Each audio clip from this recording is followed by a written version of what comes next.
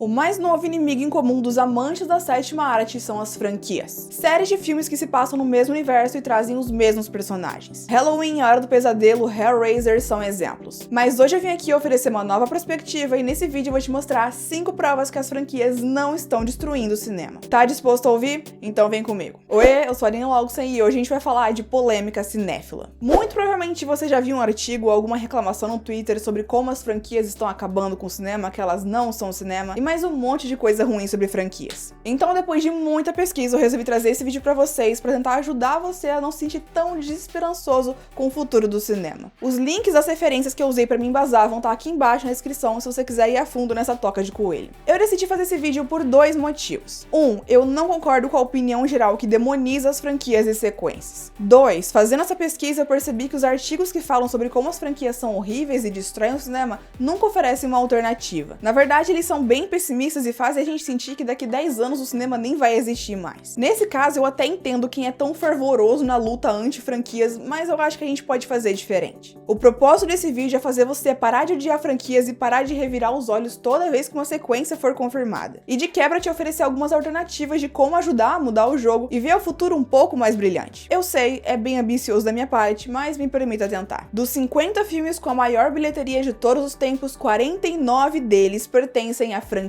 Qual o único filme que entrou nessa lista que não tem franquia? A gente já fala disso. Esse é um dado que nos diz muito e tem ligação direta com a primeira prova que eu vou mostrar pra vocês. Quando tem tanta gente reclamando da mesma coisa, é bom a gente se perguntar, se tanta gente é contra, por que isso continua? E nesse caso até parece óbvio, né? Pra cada pessoa reclamando de um filme novo de uma franquia, tem 100 pessoas que vão ir lá assistir. Mais pessoas no cinema é igual a mais bilheteria e mais bilheteria é igual sucesso nos negócios, certo? Bom, sim, mas dá pra ir além. É inegável que as franquias fazem um sucesso absurdo nos cinemas, mas por quê? Para alcançar uma bilheteria cada vez mais próxima dos bilhões de dólares, eles precisam que o mundo todo assista o filme. Só a população do próprio país não é suficiente. E aqui vem até um detalhe interessante. Para alcançar novos países, cada vez mais os filmes estão incluindo outras culturas em suas histórias. E vocês sabem que cada passo em direção à diversidade deve ser comemorado, mesmo que ele venha bem atrasado. Mas a questão mesmo não é viável fazer um marketing tradicional em todos os países do mundo, com outdoor e propagandas na TV. Isso aumentaria muito o orçamento que já é grande demais. Então eles precisam criar uma pré-consciência no público. E a melhor maneira de fazer isso é com uma sequência. Eles já conhecem o nome, já conhecem os personagens, já têm curiosidade de saber o que vai vir em seguida na jornada desses personagens e têm predisposição a assistir o novo filme se eles gostaram do último. As franquias exigem menos marketing de convencimento. É menos ter que te convencer a ir assistir aquele filme e mais deixar você saber que esse filme existe. A sua relação com esse universo e com aqueles personagens é que vai te convencer a ir assistir o próximo. Eles também atingem a maior parte do público, têm o maior potencial internacional e geram mais dinheiro fora das telas, seja com jogos, HQs, livros ou merchandising. Tudo isso para explicar para vocês por que as franquias existem. Não dá para discutir se elas são boas ou não sem entender o porquê delas estarem dominando tudo em primeiro lugar. Isso também nos leva direto à primeira prova de que as franquias não estão destruindo o cinema. O sucesso das bilheterias que as produtoras ganham com filmes sequência cobrem os possíveis prejuízos quando eles apostam em histórias novas. Tem um exemplo bem claro disso que ficou bem conhecido com o filme John Carter, que foi uma grande aposta do estúdio. Eles investiram pesado nesse filme, como foi um fracasso de bilheteria, o prejuízo ficou em mais de 150 milhões de dólares. Longe de mim ficar defendendo empresa multimilionária, mas eles pensam em termos financeiros na hora de fazer um filme, então a gente também tem que pensar assim na hora de analisar a indústria. Eu vejo muita gente partindo de um lugar muito emotivo na hora de formar essas opiniões. Cinema é arte. Gente, filmes são arte, cinema é negócio. A história dos filmes é arte, mas como eles convencem a gente a assistir e nos levam pro cinema é negócio. A criação daquele universo é arte, mas a decisão da produtora de investir ou não naquele roteiro é negócio. Então a gente não pode simplesmente falar,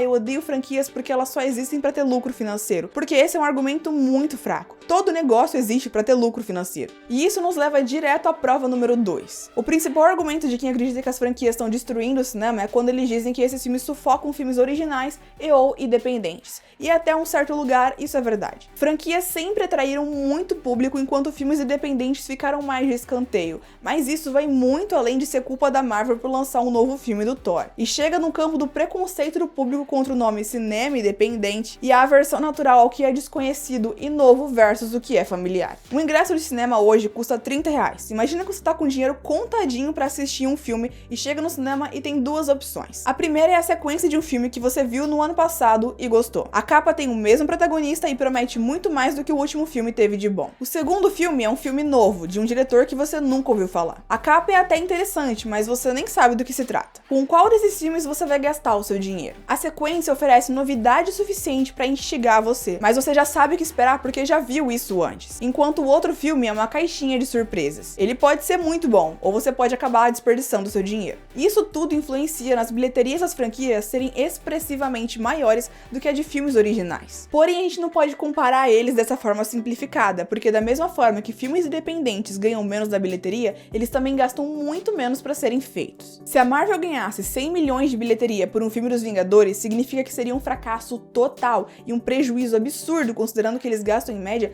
200 milhões para fazer o filme. Já se um filme da A24 fizesse os mesmos 100 milhões de dólares na bilheteria, seria um sucesso total, já que os seus filmes geralmente gastam ali na média de 10 milhões para serem feitos. Ou seja, o filme não só se pagou, como ele gerou lucro suficiente para produzir mais 9 filmes. Isso quer dizer que, enquanto as franquias tiram os holofotes dos filmes independentes, a atenção menor que eles recebem ainda é o suficiente para sustentar eles. 2 pesos, 2 medidas. E isso é outra coisa a se considerar. Como eu disse no começo do vídeo, essa discussão sobre a escassez de histórias originais tem se tornado cada vez mais frequentes, e isso passa uma mensagem muito clara. Cada vez mais pessoas estão insatisfeitas com o cenário atual dos cinemas e buscam coisas novas. E não sou só eu percebendo isso, as produtoras e cineastas também. Essa semana eu trouxe aqui pro canal um vídeo sobre a A24, uma produtora de médio porte que tá trazendo muitos filmes de sucesso e muito aclamados. Por isso eu vou usar ele de exemplo aqui, porque toda a pesquisa que eu fiz ainda tá muito fresca na minha memória. A A24 é o exemplo perfeito de que a indústria já percebeu esse público. Ela investe em novos artistas com histórias que não receberiam atenção de outras produtoras, liberam médios orçamentos de 10 a 15 milhões de dólares e faz campanhas criativas de marketing online para atrair esse público não conformista sem ter que gastar demais com campanhas. Se quiserem entender tudo por trás do sucesso absurdo da A24, assistam esse vídeo que eu fiz, eu vou deixar o link aqui embaixo na descrição.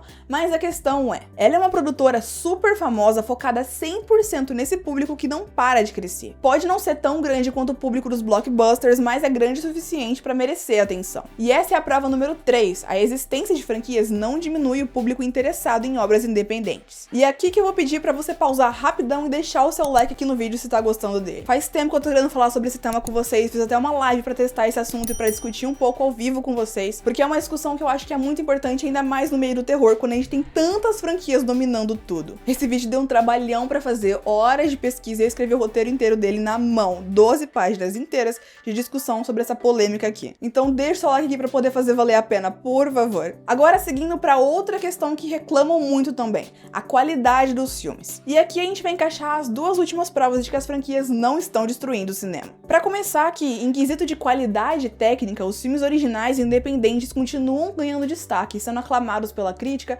sendo destaques em festivais e aclamados em premiações, as premiações mais importantes do cinema também. As sequências não são lá famosas pela sua qualidade técnica. Eu cheguei até a fazer um vídeo aqui no canal para explicar por que as continuações nunca são tão boas quanto os originais, usando a franquia Halloween como exemplo, mas isso não é uma regra. Se todo mundo sempre fosse contra franquias, não teríamos as continuações de O Exterminador do Futuro. Tudo bem, Gênesis não existiria, e eu sei que a maioria de vocês veria isso como algo positivo, mas a gente também não teria O Exterminador do Futuro 2, que é considerado por muitos um dos melhores filmes de ação de todos os tempos. A questão é que a discussão de qualidade vai muito além das franquias. A qualidade cai quando eles apressam os roteiros para entregar os filmes o mais rápido possível, quando todo mundo na produção tem direito de mexer na história, quando se limitam a fórmulas e não dão liberdade para os artistas. Fora que a sequência ser ruim não anula o original. Alien Covenant é horrível, mas Alien, o Oitavo Passageiro, continua sendo um dos melhores filmes de ficção científica de todos os tempos. Sequências criam a oportunidade de superar o original, mas não correm o perigo de estragar ele. Na pior das hipóteses, é só fingir que a sequência nunca existiu e continuar curtindo o original. Os fãs de terror são craques nisso. Mas tem um outro fator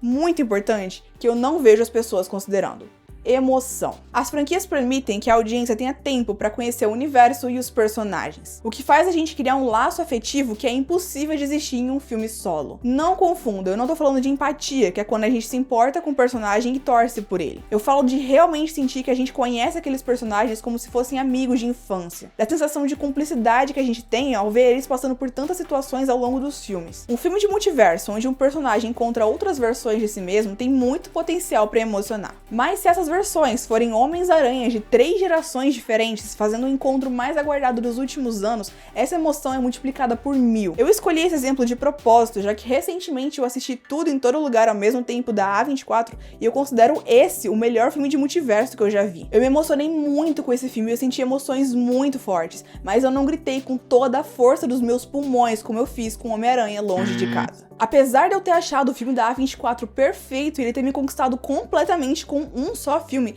eu literalmente cresci assistindo os filmes do Homem-Aranha, então o potencial para me emocionar era astronomicamente maior. E essa emoção é justamente o que faz as pessoas voltarem para mais. Não são os efeitos pra lá de especiais, mas o que eles fazem a gente sentir. O cinema nunca esteve tão lotado de sequências antes, mas também nunca houve outro momento onde a audiência sentisse emoções tão fortes a cada nova sessão. E será que isso não merece ser levado em consideração? As franquias não estão destruindo o cinema e elas nem são novidade. Quem tava por aqui nos anos 80 sabe bem disso. O terror sofreu bastante com elas, mas ele não morreu, segue tão forte quanto sempre. É uma bola de neve. Quanto mais sequências, mais dinheiro, e quanto mais dinheiro, mais sequências. E isso não vai acabar até que algo drástico mude. As plataformas de streaming mexeram um pouco nessa balança e facilitaram a produção e distribuição de histórias originais, mas até mesmo para elas vale mais investir em séries e sequências.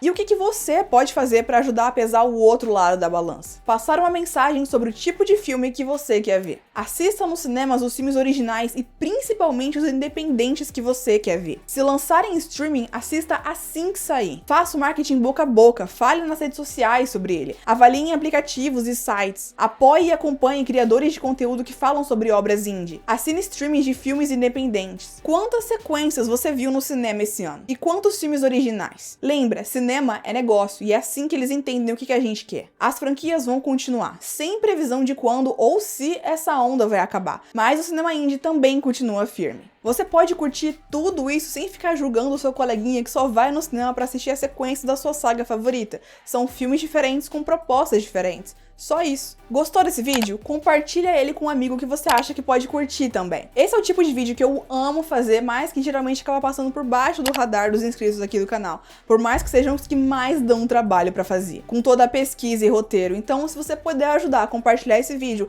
mandando pros seus amigos no WhatsApp ou compartilhando nos seus stories, eu iria agradecer muito. Como sempre, eu quero saber o que você pensa sobre isso, deixa aqui embaixo nos comentários, eu vou ver tudinho e vou continuar a discussão com vocês. Muito obrigada pela companhia e eu te vejo no próximo vídeo.